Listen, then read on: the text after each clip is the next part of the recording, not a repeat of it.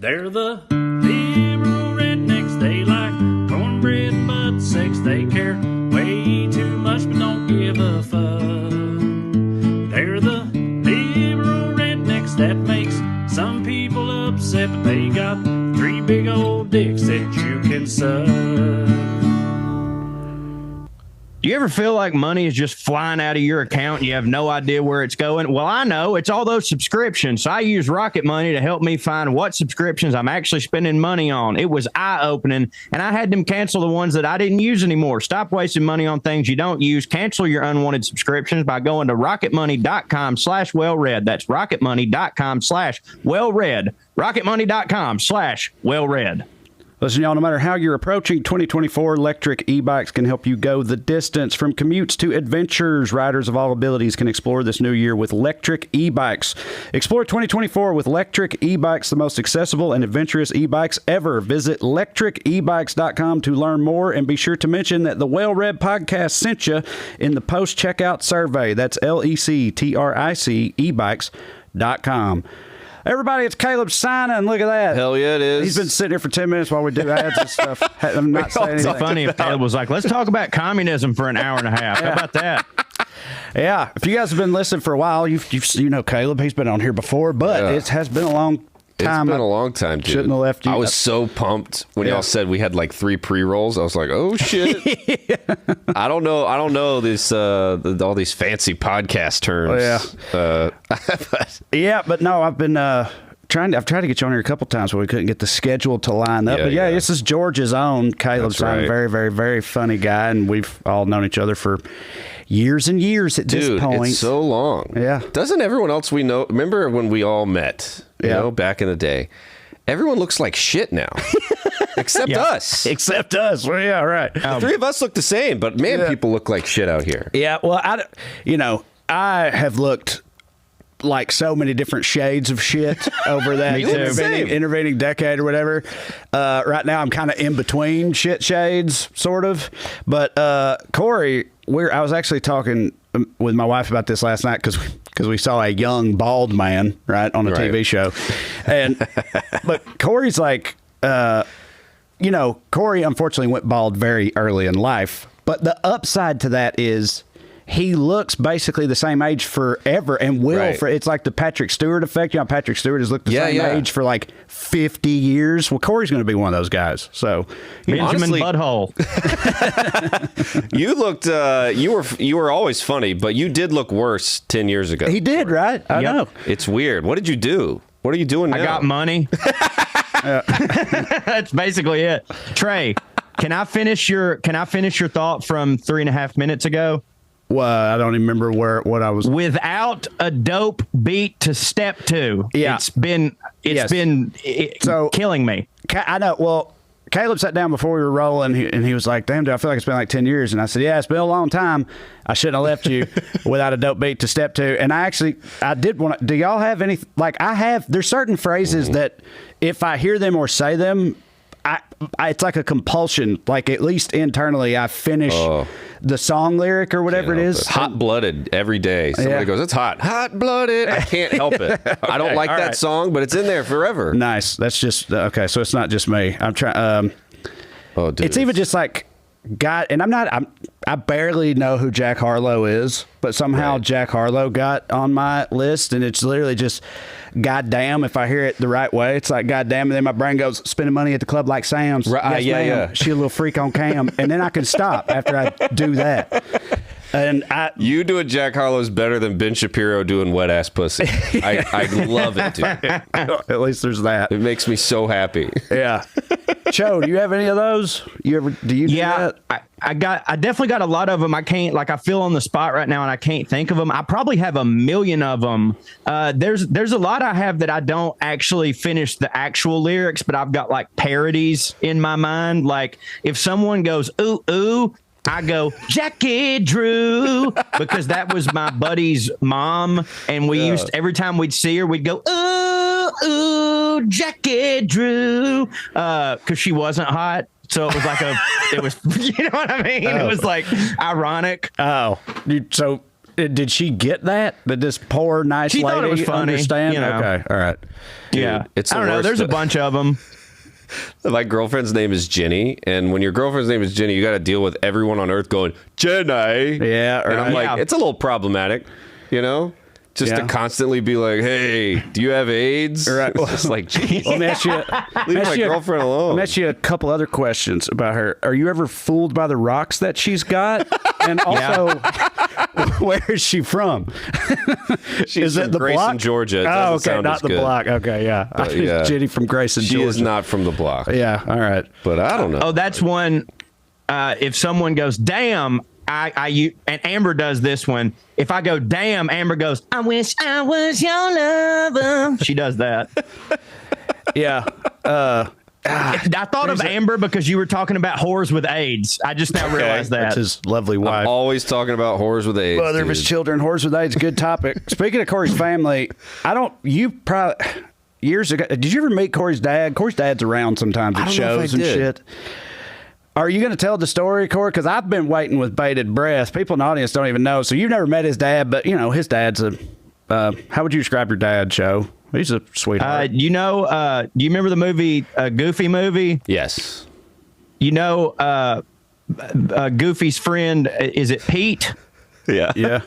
Goofy, he's like Pete, a big galoot, except for instead of a cigar, it's a big gulp Mountain Dew and a Hostess cake that is his vice. Yeah. And he's wearing a T-shirt with Ronald Reagan as John Rambo on it. something like Okay. that. Yeah. Yeah. Now that is kind stuff of like a cool that. shirt. Yeah, sure. I love my dad. Obviously, he's my dad, but yeah, he's that guy. Well, he's had some health issues since about 40 years ago, and most recent, like he's had 2 heart attacks. It's his favorite thing in the world. Like the guy fucking loves having heart attacks, and so much so that and we've got another buddy, I guess he's my best friend, but we call each other like God brothers because like his dad's my godfather, my dad's his godfather, and they both love having heart attacks. And we started calling the hospital, we just call it Mimos for short. It's called Memorial Hospital. But we're like, hey, you going to Mimos this weekend? I bet Dad's going to be at Mimos. You know what I'm saying? Yeah. It's like, hey, fucking loves having a heart attack. We get free Subway up there if we punch in again, you know?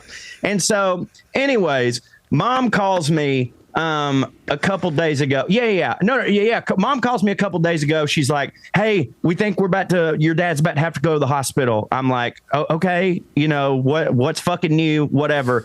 And she's like, oh, I'm just letting you know. And I was like, okay, fine. So anyways, Mom calls me again. She's like, you might have to get over here. And I was like, oh shit, you know, what's going on? So my sister then calls me and she's like, and I'm going to have to edit some of this out because I do love my dad and some of it I don't want to say, but there's some hits in here, I promise you. So anyways, my sister calls me crying because she's been in the car with my dad because now this is a really funny part. Dad had been feeling bad that morning. So he's like, I'm feeling bad. I'm going to go to the doctor, like the doc in the box, you know, just the place you go and they give you like a Z pack or whatever and a steroid shot. I thought you were going to say the ice cream parlor or something like that. Let's go to the barbecue pit. That'll cheer. I need to go to Hardee's. Usually cheers. Yeah. Can't miss breakfast. That reminds me, my godfather one time, he went to the doctor he had to get like a physical or whatever. And he was getting his cholesterol checked and they were like, sir, we might have to take you to the emergency room right now. And he's like, why? And he goes, did you eat anything before you came in here today? No. Because if you didn't eat anything before you came in here today, and these are your numbers, I don't know how you're alive right now. And he's like, oh, no, I forgot. I did have something to eat this morning. He goes, what did you have? And he goes, oh, I had a steak and cheese biscuit. Yeah, right. And he goes, is that all? And he goes, oh, no, I had something else. And he goes, what was it? And he goes, I had another steak and cheese. Yeah. Just a couple of balls of hot dogs, you know. So anyways, Dad goes to the doctor because he's feeling bad. He gets to the doctor, tells them he's feeling bad. They check him. They tell him, you have COVID, right? Wow. And he believes them. He believes that he has COVID. But then he gets really short of breath and he kind of starts nodding off. So they check his oxygen, and his oxygen is, to quote them, critically low, right? Not good. No bueno. You need oxygen. Yeah, which my dad doesn't understand. I don't know why I said that, but he doesn't have any good oxygen. Oxygen, no good.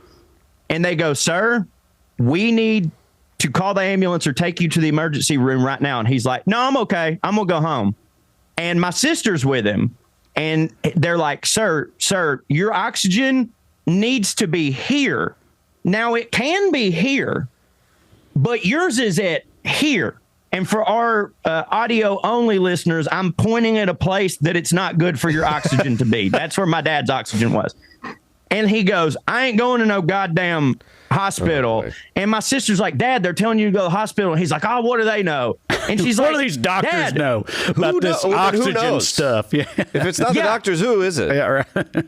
And she's like, Dad, you were feeling bad, so you came here for them to make you feel better. If you don't believe what they're saying, why did you even, you know what I mean? Like, why didn't you just stay home and listen to what Kid Rock said? Was it to like shut your mom up or something? Like, was he confident they were going to be like, hell, she don't know shit. You're fine. You can go home. No, like that's what he thought was going to It's happen. like getting a note. Yeah, right. Exactly. Can you say my wife's a bitch? Yeah, right. And write that down, please. I get to call you a bitch twice a day. Doctor's orders.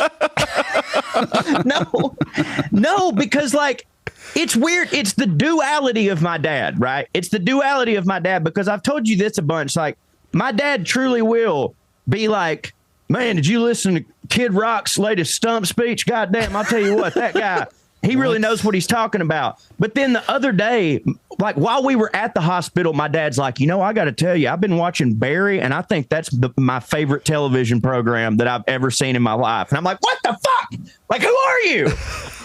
So, anyways, Kid Rock and Barry. Where was I? Oh, right. World. So, but my point, he was feeling bad, and I guess what it is that Dad just thought, like, they're going to give me a shot and then I'll be back at home working. But when it was like, you're going to have to go to the hospital, he was like, I don't want to do all that. Right. Now, I'll give him a little bit of a pass, because how he started acting between this point and a couple hours later, his oxygen was so severely low that I don't think he was thinking correctly, because he was saying some wild shit. Like, he seemed like someone who was about to run for president. Do you know what I'm saying? Like, he was just fucking, I mean, he was saying some stuff. So they tell him, they're like, well, my sister goes, call the ambulance right now. They're like, we can't. Like, as long as he can physically say, I don't want to go, we can't do that. And they said, but we can strongly suggest that you drive him home. Right. So Kirby she calls me, tells me all this stuff. I go, Kirby, you just drive him to the hospital. Just drive him straight to the fucking hospital. And she's like, he's fucking being mean to me and blah, blah, blah. I was like, beat the shit out of him. He's got 2 bad knees. He's 100 pounds overweight and he can't fucking breathe. Like, your daughter could whip his ass. You know what I mean? So anyways, she's like, no, I'm just coming home. And I was like, well, I'll come over there then. You know what I mean? So Dad's sitting there. They've got a thing to check his oxygen at the house. It's worse when he gets to the house. So now I got to call him, and I'm like, Dad, you're going to the hospital. And he's like, I ain't fucking going to no goddamn hospital. I don't give a fuck that, you know. He's not saying that's where they really kill you, but it's like, it's the subtext. You know what I mean? So anyways, I finally go over there, and I'm like, Dad, you can either go, I can either call the ambulance right now and they take you to the hospital because your oxygen is bad, or I can call the ambulance and they take you to the hospital because your oxygen is bad and you have a head wound. It's up to you which one it is, because he was just talking some wild shit. Well, finally, about just the world and Mexicans and stuff, or like about no, he wasn't and your being racist. family? Was it like talking about, you know, I don't know why I ever had kids. What the fuck? Like, while you're trying to get them in the car, that's the thing about my dad, though, is like, he don't ever say racist shit, and he actually, like, my dad, this is a crazy thing. I've talked to you about this a million times. My dad is the reason that I turned out to be as left-leaning as I am. Like, my dad has always been a super open-minded guy. Like, my dad detested racism, was always super open-minded, and he never says bad things. It's just that he be voting for the people that do. You know what I mean? Sure. Which, like, and for there's going to be people listening to this that go, well, that's just as bad. I'm not disagreeing. You know what I mean? I'm just speaking on the duality of the human being here. Right. So anyways, I'm sitting there and I'm asking my brother-in-law, who is a fireman, I asked him straight up, I said, hey, what is the easiest way to knock someone like my dad unconscious without killing them? You can ask him. I asked him this because I was like, because I said the only way we're going to get him there is I will call the ambulance and then he's going to be unconscious when they get here. But I can't accidentally kill my dad because I have a child now. And Lloyd's like, it's not worth it, man. And I'm like, all right. So dad falls asleep and everybody's like, what if he don't wake up? And I said, all right, here's what I'm going to do. So I went and got he's got a little finger thing that checks his oxygen. I genuinely don't know how that works, but it works. So I put that on him and every 5 minutes I just went in there. And as long as it was staying steady, I was like, we're good. Right. And my theory was, I said, if he gets a little sleep, when he wakes up, he won't be as ornery and he'll want to go. Well, I'll be goddamned. That happened. He took like a 30-minute nap. He woke up. He wasn't feeling good. We told him what his oxygen levels were. And he goes, I think y'all need to call the ambulance. And I was like, holy dude. I was like, I was on Maury and I just found out I wasn't a father. Like it would have been, I was running around the goddamn It would have been house. real funny if at that point after that whole ordeal, if you were like, well, I mean, I could just take you. We don't have to call that. This shit's like $2,500. You know that, right? Like, it's just down the street. Well, the thing was, though, his oxygen, because Lloyd was there as a fireman, his oxygen was so low that we were worried that something was going to happen in the car on the way up there. You know what I'm saying? Mm-hmm. Like, it was so low that we were worried that, like, on the way up there, something would happen and he would need the attention, and we weren't, because it was fucking... Like the machine was beeping like, bitch, why y'all at home? You know? Is he like blue or anything at this point? No, he was his normal shade of like fluorescent tube. Yeah. You know what I mean? Like, well, see, this is any dads listening to this are going to go, see, I'm fine. You can live without oxygen. All right. Corey's dad can. For at least some amount of time. Yeah. Is your dad, is he like that? My dad won't go to the doctor unless one time he slipped a disc in his back and he was just sleeping. He was just literally laying on the ground for like 2 weeks. Yeah.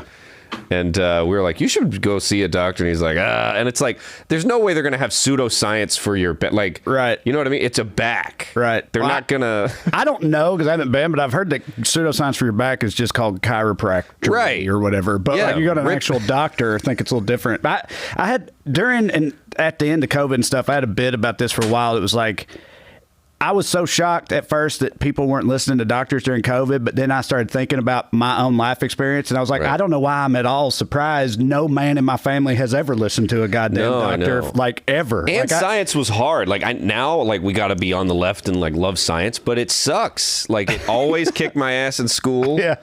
There were labs. Fuck labs. Yeah. You know? But that's why you trust people who are good at it. Right. You know what I mean? I don't think I know shit. I just always felt like, for my like Papaw and stuff, like I feel like my grandpa and my dad both, you know, pretty long since dead, and both I think at least would have lived somewhat longer had they gone to the goddamn doctor, you know, before it was way too late. But they're also going to the doctor in their neighborhood. Like my granddad's doctor would just make shit up. Yeah, that's true. He would just make shit up that I'd look it up. Nobody agrees with it. Yeah, right. He's just a country doctor who's like, well, just put oil that's what on pigs are like. Just Moonlight Graham. Yeah. But I always felt like it was like you can't have nothing wrong with you if you don't go to the doctor type thing. Do you know what I mean? It's you like, just believe and just, you're fine. I'll be fine. Yeah. You know, but if you go to the doctor, he's like, no, you're not going to be fine. Now you can't act like you're going to be fine. Well, I've had it. I kind of am still I like the that, gambling honestly. aspect of it. Like I'll be like, should I go to the doctor? This hurts. And then it 3 days later stops and I'm like, I don't know what that was. The check engine light goes back off. Right. Fine. And I love it. I'm like rolling the dice. I'm like, I'd save some money there. Right. You know, that would have been something. But I want to see how strong I am. I want to see what I can do. You know. Maybe that's what it is too. That's what I'm saying. Yeah. Maybe we're just like we also are all just like that. You know. I did have to go. I went and got a wart frozen off. I had a wart on my face, and I was just like, But do you ever have something frozen off? No, but I had an old gypsy babysitter named Minnie Eva Dulworth, who used to rub people's warts away with her thumbs. Okay. Yeah. She also you could also pay for her for childcare with food stamps, because that was before it was on a card. That's how my mama did it. That's how I got to stay at the daycare/trailer, illegal daycare/ Minnie Eva's trailer. That's all true. Beat She your rubbed ass, it boy. off? Yeah. I didn't have at 3. I didn't have any warts, but that was like her side hustle. Was like people with warts would come to her What a side hustle. her dude. trailer/daycare, and she'd rub them and do some like redneck gypsy incantation or whatever. And Thanks to Biden's economy, we all got a side hustle rubbing warts off the kids. yeah, and dude, she used to. I had a bit about this years ago too. Like back when we met, I was probably talking about her because like she was like 65, 350 pounds. You know, never drank anything but Diet Mountain Dew from a can with a straw. Always wore a moo-moo, right? Yeah, dude. And she would whip your ass, right? And not just whip your ass, but like make you go pick your own switch and that whole thing. Oh, yeah. You know? Dude, where do switches grow? I don't even see them anymore. Right Got 'em no outside more. Minnie Eva's trailer, buddy. Just not far away. Whole bushels of switches out there. But anyway, make you pick your own switch, all that stuff. Yeah. And when I was in high school, I was telling this redneck buddy of mine about it, and I called her my babysitter, which she was. We all called her Granny Minnie, right? Mm-hmm. But I mean, she ran this, like, again, illicit daycare. So what is that? It's a nan. It's not a nanny. It's a babysitter, right? Right. So I said something about my babysitter whooping my ass, right, when I was a kid. And Kobe, my buddy, was like, your babysitter? He's like, if my babysitter tried to fucking whip me, I'd have showed her what's what. I was like, yeah, well, my babysitter was a 350-pound redneck gypsy woman named Minnie Eva Dulworth, and you wouldn't have Right. told her a goddamn You're thing. thinking of yourself as a 6-foot-tall adult now. Like, if you have a And babysitter, you're not tall. 15-year-old, and he's picturing like a Right. 15-year-old who's on the phone with her boyfriend or something. You know what I mean? While an inappropriate R-rated movie plays and that type of shit. You know, but no, she Dude, everybody was cold-blooded. allowed to beat my ass when I was a kid. For sure, that's what I'm saying. Yeah, like. If you were just standing near my parents and they needed to do something, they'd be Yeah. like, whoop his ass if he does anything. Right? Yeah. What'd he do? Nothing. I just don't want you to get out of practice. Y'all's school, like, you have teachers that had like paddles on the wall. Yeah, that you had, could get paddled. had names and shit, or they treat them like fucking like GIs holes would drilled their, in it. Yeah, Yeah, yeah. Their rifles or their helmets and shit. You know what I mean? Yeah, drill holes in it, tape it up, fucking. There were many like it, but Yeah, this one is mine. Exactly. That's how they treated it. Shit was wild, dude. Dude, it's crazy what I think. It's not that long ago. No. And now everybody's like blown away. Like, I'll sometimes on stage, I'll just be like, who got spanked? And like, no one will clap. Right. And I'm like, Are there no hell? Mexicans in here? This is Los Angeles. This is a LA dude, it's crowd. so weird. It's Your mama, so weird. I know you got hit with a sandal at some point. But yeah, in the South, I think it was just different. It's everybody got hit. I don't know. I didn't even have friends that didn't get spanked. Like, I don't know who Nobody, these people everyone are. got, Yeah. dude, spanked, Right. beat. I mean, borderline beat. Yeah. Well, you should have been acting up. My parents didn't beat me like call child services beat me, but I also wouldn't call it just spanking. It's somewhere in between. You know what I Yeah. mean? It's somewhere, because like spanking is like, yeah, what they do at the school. That's like kind of sanctioned. It's a pop. Beating is like leaving bruises and stuff. But there's a in between where it's like, that was personal. That had nothing to do. That had nothing to do with justice. You know what I mean?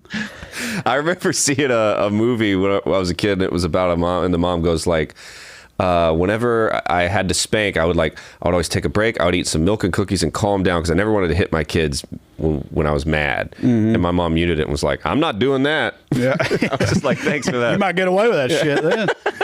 Might come to my senses. Yeah, it's like, I got to get something out. Well, dude, on that note, because, you know. You're a psychopath if you hit your kids and you're calm. I agree. That is kind of worse. But I think that's probably that lady's point is like. Right. But anyway, I used to always say, like, as an adult, but before I had kids, which that's a pretty small window for me because I started early. You got after Yeah, it. right. Yeah. So at like 23, whatever, I was, if this shit came up, I would be like, hell yeah, I'm gonna whip my kids. Fucking everybody I knew got whipped. I turned out fine. That whole Right. like classic Yeah. white trash thing. But then like I just actually had them, And when it was like on the table, immediately I was like, oh, this is fucked up. Like I didn't even have to like. I'm not doing it. That's what I'm saying. Me neither. And I know it is cultural and generational. And it was a different time and place. All that is true, but it is still wild to me because as I'm someone not mad. I'm not either. I'm not either. And I think it's funny. But like as somebody who has kids, well, there's other ways to punish and make your kids afraid. Yeah, you know, you can take the things they love away from them. You know, Waterboard them. Yeah, like their mother, leave their mother, never come back. Yeah. That'll show them. Tell them they suck at baseball. Yeah. You know what I mean? Do you ever have, I have this with my niece and nephew sometimes. Sometimes we'll be playing, and then my sister will, like, they'll get in trouble, but then we'll all be punished. Like, she'll be like, all right, no more PlayStation for today. And I'll be like, well, what? I didn't do shit. Yeah. I'm an adult. Oh, dude. I've had numerous fights with my wife over that because it's like I'm the one playing the Xbox. Yeah, like not them. And she'll be like, yeah, but they can watch you and then take. And I was like, you ain't my mama. You know, I'm doing this like in front of them. Like you can't take my Xbox privileges away. And then I just don't get laid for 3 weeks. That's how it goes. Yeah, but anyway. Listen, how are you approaching the rest of 2024? Are you tiptoeing in all namby-pamby, or are you really hitting the throttle? Either way, it doesn't matter. However you're approaching 2024, electric e-bikes can help you go the distance from commutes to adventures. Riders of all abilities can explore this new year with electric e-bikes. Go to electricebikes.com to learn more about their wide selection of e-bikes that start at just $7.99 with the XP Lite. That's LECTRIC e-bikes.com. Drew, Electric sent you an e-bike. How you feeling about it? Buddy, I am feeling great. As you guys know, this is the most excited I've been about anything we've gotten in a long time, and it has lived up to the hype. It is awesome. First of all, this bike is as good at being a regular bike as any bike I've ever owned. That's right. You can just pedal the bike if you're feeling, a little froggy. You want to get your exercise on. But then when you get tired, as I do, you hit that throttle and you got an e-bike. It's rad. I love it. I love everything about it. I got a helmet to match it. I look very goofy when I'm riding it. People give me triple looks because it's not a bike helmet. I got a motorcycle helmet. Why'd I do that? Mostly because my wife made me, but also because I wanted to look cool, and I do. I love them because they're designed for a better mode of transportation for all riders. They got great features and accessories for added safety if you're into that. My wife is. I have to be. I'm in control of the bike at all times. I feel in control of it. It feels very safe. It feels just fast enough, but not too fast. I save on gas when I go to the gym. I don't have to look for parking. Also, it's easy to maintain. They got financing available. It's as low as $49 per month. Dude, that's less than I pay in gas per month out here in California. I'm telling you, this is a deal, and I love it. I was worried that it was going to feel too much like a motorcycle and scare me. It's not scary at all. It's just a bicycle, but you can take a break. That's awesome. Did you say $49 a month? That's where they're financing them at right here. That's incredible. What it says right here on this sheet. And just so you guys know, in most states, licenses, registration, inspection are not required. Always check the laws in your area, of course. But like I said, it's not at all a motorcycle, so you don't have to put a tag on it or anything. That's right. Yeah, well, by God, explore 2024 with electric e-bikes, the most accessible and adventurous e-bikes ever. Visit electricebikes.com to learn more, and be sure to mention that the WellRED podcast sent you in this post-checkout survey. That's LECTRIC ebikes.com. That is absolutely incredible. Glad it hits for you, Drew. Love it. I don't know about y'all, but I am one to just see something, no matter what it is, and just be like, oh, absolutely, I will subscribe to that. $2.99, $4.99, $10.99, I don't care. I'll pay it once a month. That's cool. And it got out of control, so I had to get Rocket Money. And Rocket Money helped me out so much. It cleared up all my subscriptions. Turns out I was subscribed to some form of Swedish streaming television that I promise you I had never watched at all. And the thing is, they canceled it for me. Like, I didn't have to go through like any of the process. Like, I just clicked a button on Rocket Money and boom, it was gone. Rocket Money is a personal finance app that finds and cancels your unwanted subscriptions, monitors your spending, and helps lower your bills. I can see all of my subscriptions in one place, and if I see something I don't want, I can cancel it with a tap. I never have to get on the phone with customer service. They'll even try to get you a refund for the last couple months of wasted money and negotiate to lower your bills for you by up to 20%. That happened to me with my internet bill, by the way. All you have to do is take a picture of your bill, and Rocket Money takes care of the rest. Rocket Money has over 5 million users and has helped save its members on average $720 a year. For me, it was more. With over 500 million in canceled subscriptions. Stop wasting money on things you don't use. Cancel your unwanted subscriptions by going to rocketmoney.com/wellread. That's rocketmoney.com/wellread. rocketmoney.com/wellread. For real, it is a lot of money to be saved. rocketmoney.com/wellread. Tell them the CHO sent you. Skew. Corey, where do we leave off with your dad? I feel like... Oh, damn. I'm going to speed run through the last funny things because Caleb is our guest and I don't want to take all the time away. But so we get Dad to the hospital, right? We're in there and we're trying to figure out, exactly why it is that his oxygen low, what's been going on. They do this x-ray on him. They're trying to figure out if it's something wrong with his heart because, he's had several heart problems. And anyways, they find out there's a lot of fluid on his lungs, which can be caused by COVID, but they don't think that it is necessarily. And one issue is he has a pacemaker, right? Mm-hmm. And how a pacemaker works is it alerts your doctor and stuff. Like they've got all these Bluetooth shits hooked up to it. And it should have been sending an alert and stuff that his oxygen was going and his heart was out of rhythm and stuff.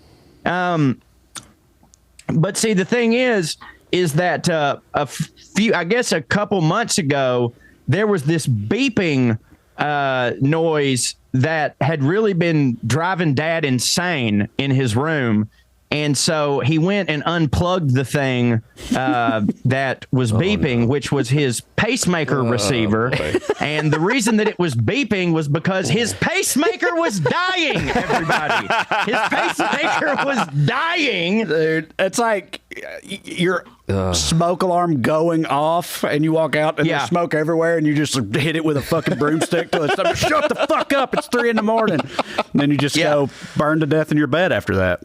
Oh, man. So I'm going to skip right to the end, but please know that I'm editing a lot of great stuff. And I'm only editing it because my father is still alive. I'll tell you the rest of it when he's dead. Anyway. Emergency podcast.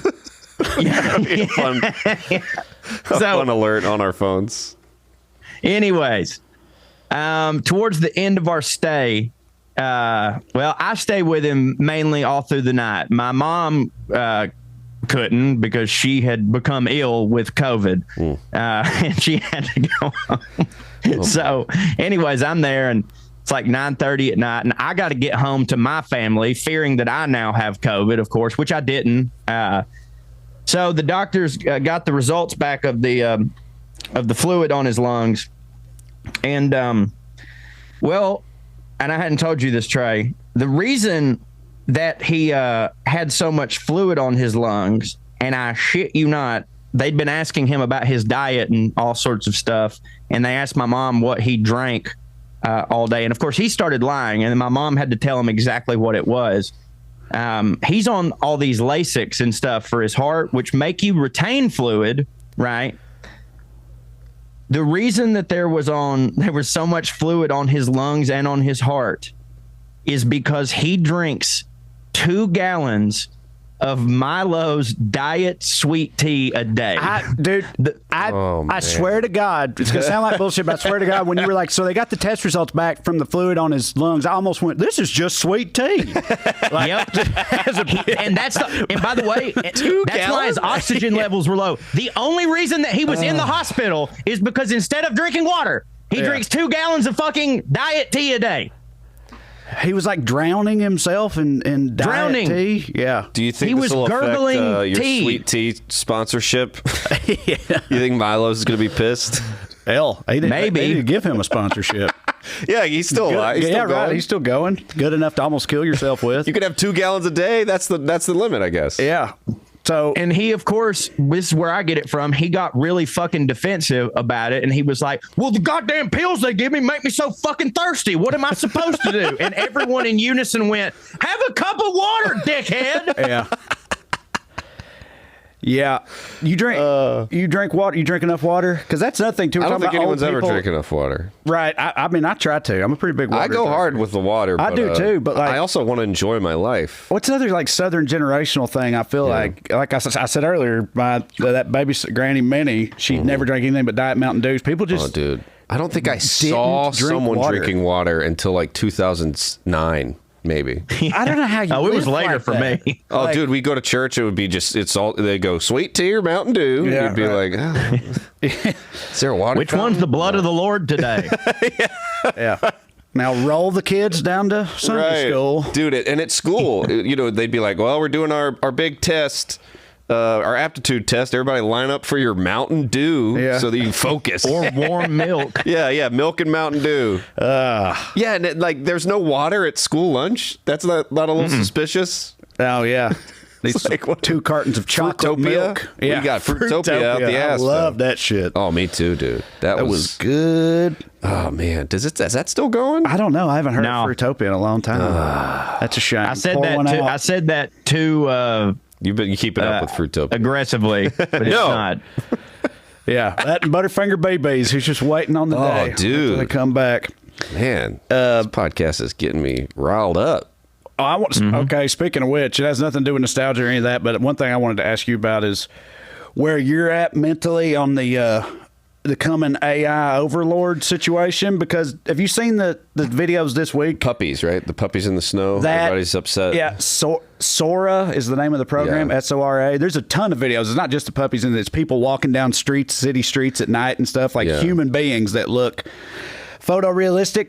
Prior to seeing all those videos, anytime the AI stuff come up, I would always kind of downplayed it because I was like, dude, it ain't good. It's Right. not actually funny. Like if you tell it to write something funny or whatever, it's like it's not that good. It ain't good enough to replace us, whatever. But then I saw that shit this week, and I saw people in the comments talking about it, and they're like, a year ago, it was like this garbled, like fever dream looking version of Will Smith eating spaghetti. Yes. Like it didn't look real at all. That was 1 year ago, and now it's this. In 5 years, you'll be able to feed this program a whole book series. And it'll produce like an HBO level fucking production of whatever book series you put into it and all this type of shit. And I think my edible had kicked in when I was reading all this at like 11:30 at night or whatever. But it was the first time that I got really freaked out about the whole thing. I was I'll like, tell you oh this. shit. I've never made a correct prediction in my life. Sure. And I've never really been right about anything. Like, I remember when Trump ran in 2016, I was like, there's no fucking way this piece of shit. And then he did. And then when Biden ran, I was like, ain't no way Biden's beating Trump's crazy ass. And then he did. And I just don't know anything. I remember when Instagram came out, I was like, nothing. This is bullshit. And it's like, I don't know anything. But I also think the key to especially music and movies is the audience, either consciously or subconsciously, most of the audience needs to kind of want to fuck somebody involved. All right. Yep. Yeah. Like in Dune, they're like, throw some people want to fuck in this. Yeah. There's no singers no one wants to fuck. You know what I mean? Yeah. Like there's no popular. I just don't know if it can. I don't know if it could ever get more. You know how, Bro, in Japan, they're already trying to fuck computer programs and stuff. there's always going to be people fucking weird stuff. Robots, yeah. There's always been people wanting to fuck robots, but I don't really think it's gonna. I don't know, because like Madam Web, right? Yeah. I went and saw Madam Web, laughed my ass off. One of the best nights at the movies I've ever had. It's such a piece of shit.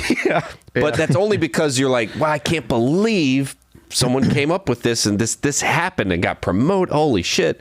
And it's like, if AI's good, who cares? And if it's bad, who cares? Like, really, I'm sure there's going to be an amount of people who are like, ooh, I'd rather watch AI, but it's like, I don't think real people are going to give that much of a shit, you know? But sometimes I worry that they won't give much of a shit in the other direction. I mean, like, part of me is like telling myself, it's like, no, even if it is subconsciously, they'll be able to tell however cheesy you want to put it, it don't have like a soul or whatever. Like, it won't be as good. It'll be like soulless, a fucking mindless entertainment, and that hits for some people, but plenty of people be like, this is horse shit. I need something that people will somebody like Quentin Tarantino did or whatever. I tell myself that, but then I'm like, I don't know if it is good enough. Maybe they'll be like, let all the funny people eat rats. Like, I don't give a shit. I think it'll be a thing where, like, in high school, girls will be like, oh, doesn't that guy like watch AI movies? Yeah. And it'll be like, you can't get laid. Can't get laid once people find that out. Well, I almost said before I asked you, I was like, the reason I wanted to ask you is because I feel like you always have some kind of take on whatever we talk about. And I'm like, oh, yeah. Because, like, that happened when we like drunkenly talked about bidets once years ago. Oh, man. It's like before bidets. And you were like, at the chicken place. Yeah, in San Jose, I believe. Yeah, and you were like, paper plane. That's what it's called. And you were like, well, dude, if you had some poop on your arm, you wouldn't just take a piece of fucking paper, just wipe the poop off your arm and then go about the rest of your day or whatever. And I was like, oh my God.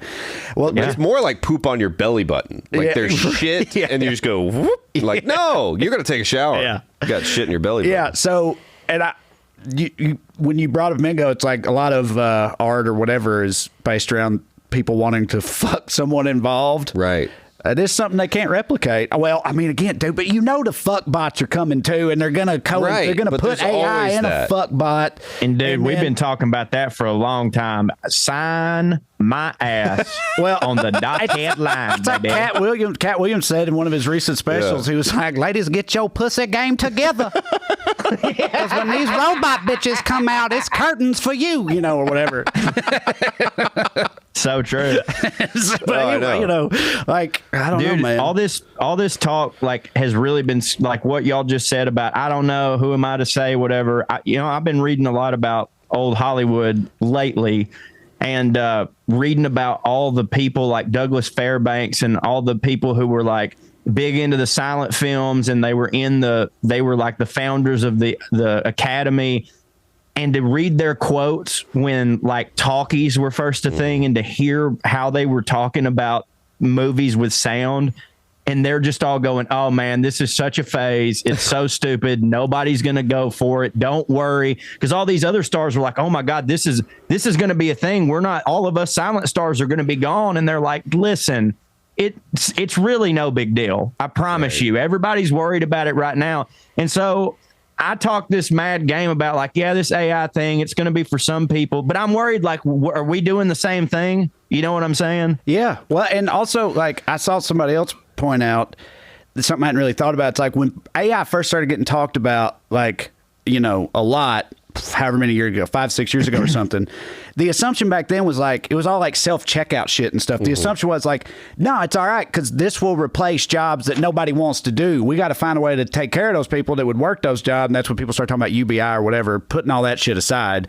The assumption was AI would automate shitty menial jobs, right?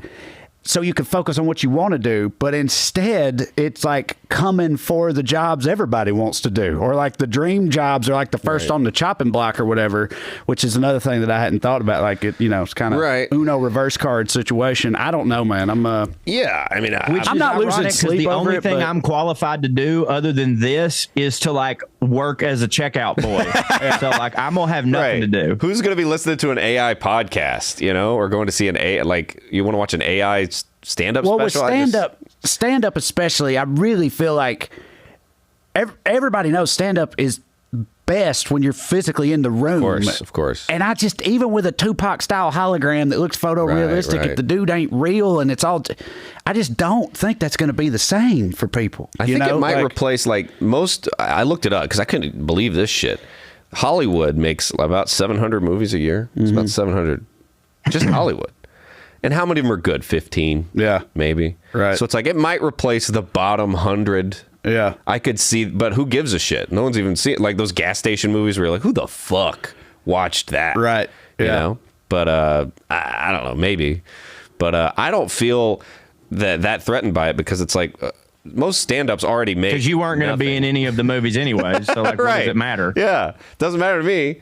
But it's like it's already the lowest. I feel like stand-up is just such a low, people's art or whatever, that I don't think it's also like tickets for a stand-up show. It's not like you're shelling out Taylor Swift. Right. You know what I mean? It's like, go to the stand-up show. Don't go see the AI comedian. Who gives a shit? Right.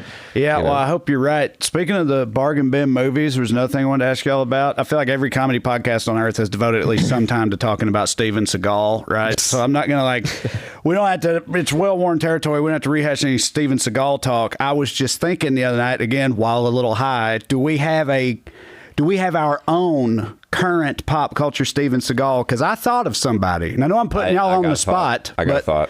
Okay, you got one, Corey? You think of I mean, Alex Jones has a lot of those qualities, but he's kind of his own thing, right? Yeah, he's not like a movie star. Who you think? Yeah. Gerard Butler, buddy. Gerard Butler, dude. Yeah, he's in 9 movies where the president is kidnapped. Yeah, right. Yeah. None of them are good, but I've watched them all.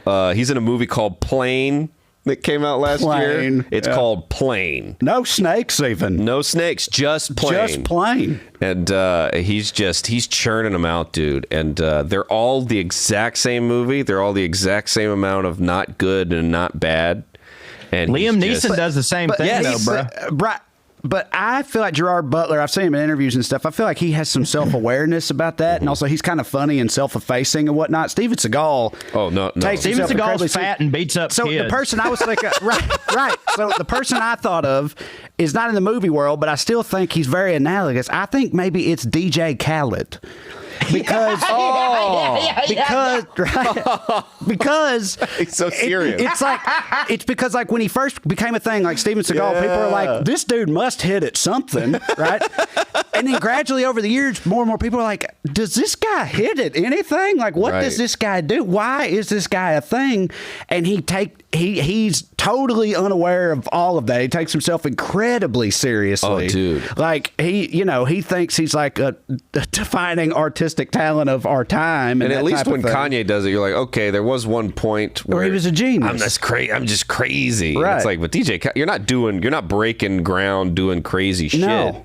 Unless he steps on it. You're just getting like the best rappers on earth and being like, you guys should do something together. And right. I'll yell another one before it starts. And he's like, and he just walks around talking about how he doesn't eat pussy. It's like, this is a weird brand you got. Have you seen him on the golf course? No, but I saw him on the jet ski. Did you see him on the jet? He got lost at night on the jet ski. He got lost on a jet ski? Yeah, in like the Miami, outside the port of Miami, and the sun was going down. He stared to freak out and stuff. He was like filming himself on his phone. He obviously survived it, But, can you imagine being the person that found DJ Khaled on the Guard. Yeah. He takes he'll have somebody film him on the golf course, and they'll take these like insanely too long videos of like his warm up and then like him lining up his putt and then not a very impressive putt at all, and then he'll make it and then pick up the ball and then like walk over to the camera and just look at it and then just go Gatorade and then just walk off or just like something like that and just it doesn't have to be Gatorade, but just say something stupid and then just leave. Oh, dude. I didn't even know about this. This is great. The fact that there's more DJ Khaled shit I didn't know about. You ever see him with Bob Marley's guitar? King? No. I don't remember why. They obviously regretted it immediately. He probably donated some money or something like that to some kind of Bob Marley foundation or something. And so one of Bob Marley's descendants gifted him one of Bob Marley's guitars. I'm sure he had a bunch of guitars, but he gifted DJ Khaled one of Bob Marley's guitars. Pretty sure it was Bob Marley. This was a few years ago. And they're filming him doing it as this grand gesture. And he's like, I appreciate it. And he starts to like strum it, but it's like a 4-year-old. It's clear like he knows nothing about how a guitar works. He's just like butchering Twinkle, Twinkle, Little Star, or whatever it is. And they're all everybody's standing around awkwardly. And you could tell it's like in his mind, he's like, just like I drew it up, like crush that. Or have you ever seen him on Hot Ones? I'm saying like I'm DJ Khaled. I didn't even. I thought I was a fan. I don't know shit. So Hot Ones, I know about Hot Ones. Okay, his episode of that is widely regarded as maybe the worst one because he quits like 3 wings in. But not only does he quit though, he gets defiant about how that don't make him a quitter. Or he was like, no, I'm not quitting. I'm stepping away from this shit or whatever, And Sean's like, okay, but that is quitting though. Oh, by I'm definition. a quitter, dude. Yeah. I am a quitter. Every day I quit something. And people, it's weird that people just want to change definitions. Yeah. It's like people are so stupid about that. Like, there's some things that like you absolutely should quit. Yeah. Yes. You know what I mean? Well, that's Dude. what I used to say about smoking. Is like, I ain't no quitter, Yeah, right. It's fine to quit. It's a word. It's in the dictionary. It's a thing you do when it's not going good. Quit. Right. What the fuck? I mean, if something's your passion, there's times when you want to. I'm a quitter and a liar. And people hate, oh, you calling me a liar? Yes. I'm one too. Drew used to have a whole bit about how, like, sometimes it was like the whole idea of honesty is the best policy. And he was Right. like, no, it ain't. Not always. No. He was like, I was a public defender. He's like, you should lie.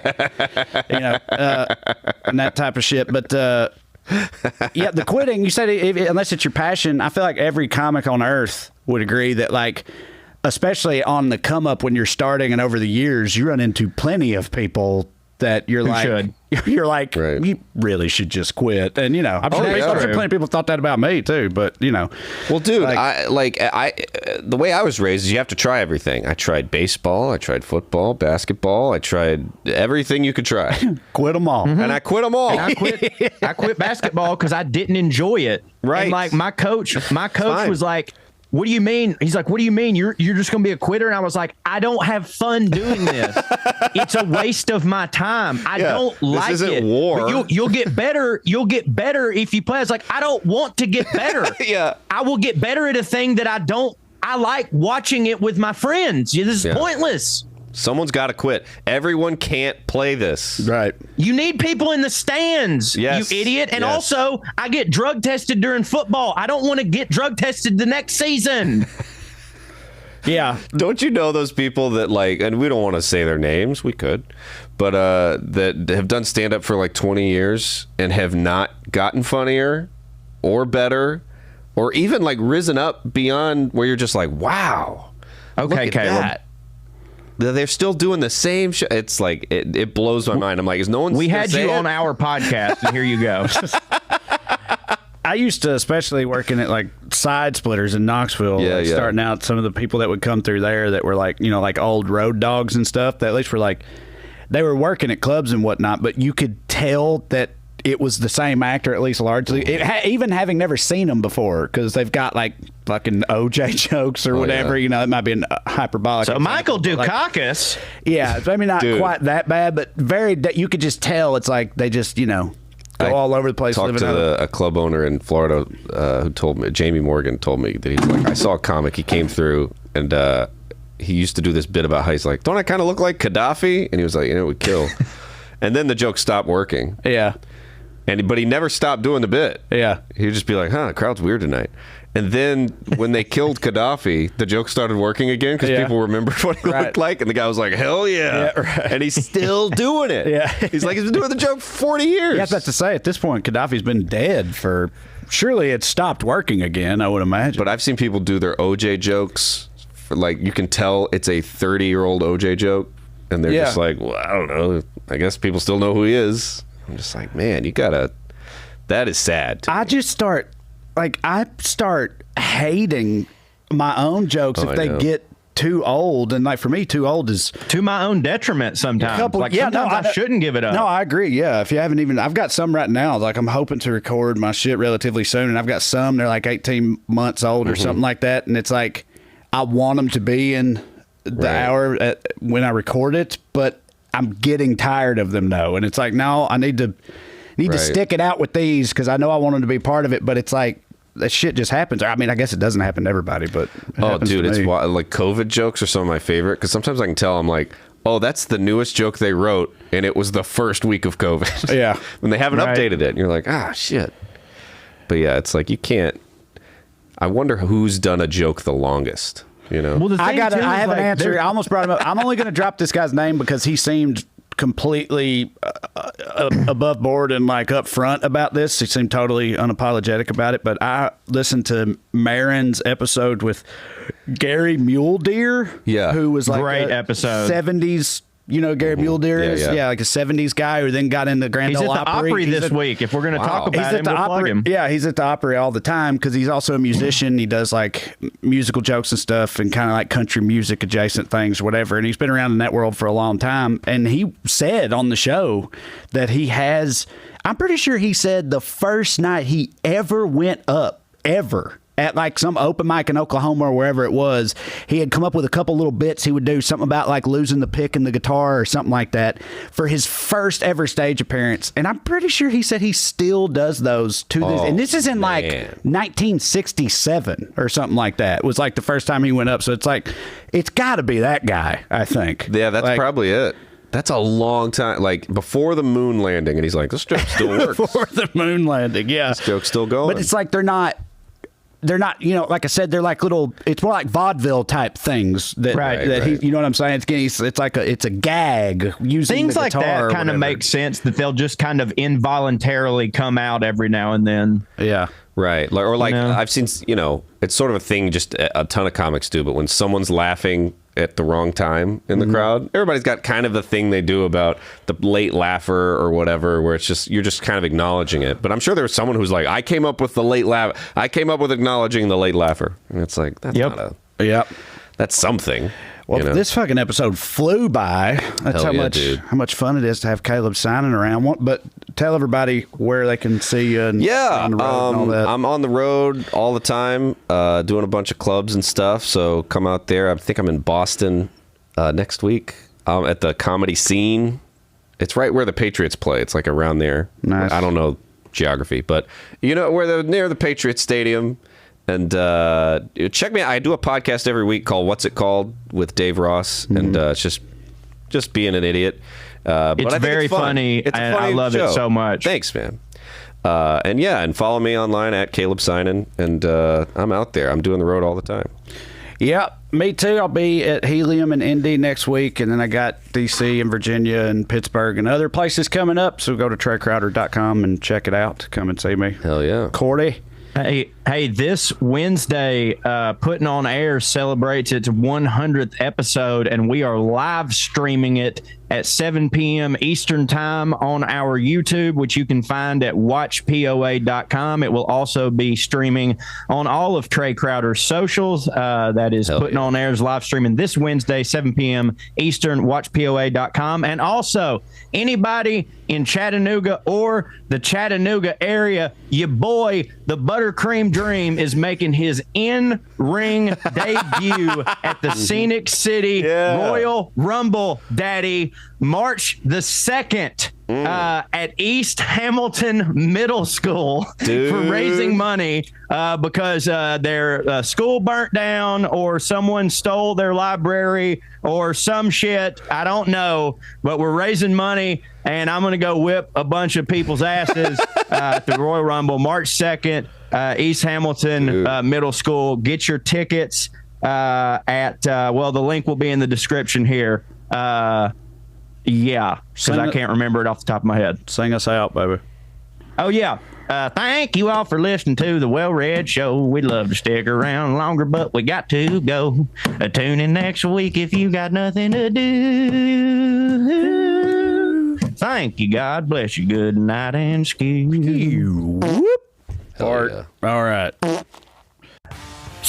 That's right, baby. It's your boy, the champ, the Buttercream Dream. Listen to me real quick, all right? Saturday, March the 2nd. Write it down. Chattanooga, Tennessee, March 2nd. Get your notepad out, scribble-de-dibble, because that's the day it's all gonna change. You hear me? The 2024 Scenic City Rumble, Daddy. Woo! Things just got real, because guess who just got named an official entrant and is making his in-ring debut, baby. That's right, you boy, the champ, the Buttercream Dream, Daddy. Now, if that alone ain't enough to make you want to get your butt in the seat, first off, don't tell me, because it'll hurt my feelings. But secondly, let the champ add yet another incentive. The 2024 Scenic City Rumble taking place on March 2nd. Doors at 6, bell at 7. We'll be raising money for East Hamilton Middle School, baby. Skoo, skoo, skoo. Now that we've mentioned the where and the when, the where, by the way, is actually Appleton, Tennessee. I only said Chattanooga, Tennessee, because more people know where that is. Ain't nobody ever heard of Appleton, Tennessee. Skoo! The when, of course, is March 2nd. That is provided that anyone from Appleton, Tennessee can count that high. 1, 2. Now we've done the when and the where, but now we got to get to the why. The why, Buttercream. Skoo! I know you're sitting there thinking to yourself, well, Buttercream, you're doing it because you want to help the children because their school burned down. Wrong! I'm doing this for me.